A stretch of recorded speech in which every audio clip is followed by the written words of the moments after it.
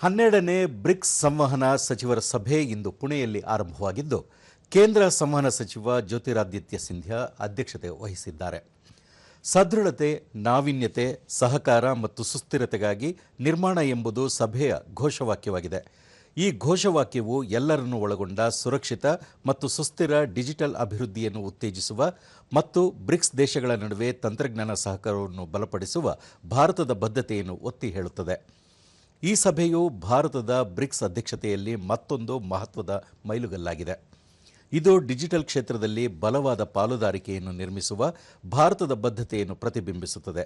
ಮಾಹಿತಿ ಮತ್ತು ಸಂವಹನ ತಂತ್ರಜ್ಞಾನಗಳ ಕ್ಷೇತ್ರದಲ್ಲಿ ಹೆಚ್ಚಿನ ಸಹಕಾರದ ಮೂಲಕ ಬ್ರಿಕ್ಸ್ ರಾಷ್ಟ್ರಗಳು ಹೆಚ್ಚು ಸದೃಢ, ಎಲ್ಲರನ್ನೂ ಒಳಗೊಂಡ ಸುರಕ್ಷಿತ ಮತ್ತು ಸುಸ್ಥಿರ ಡಿಜಿಟಲ್ ಭವಿಷ್ಯಕ್ಕೆ ಈ ಸಭೆ ಕೊಡುಗೆ ನೀಡಲಿದೆ.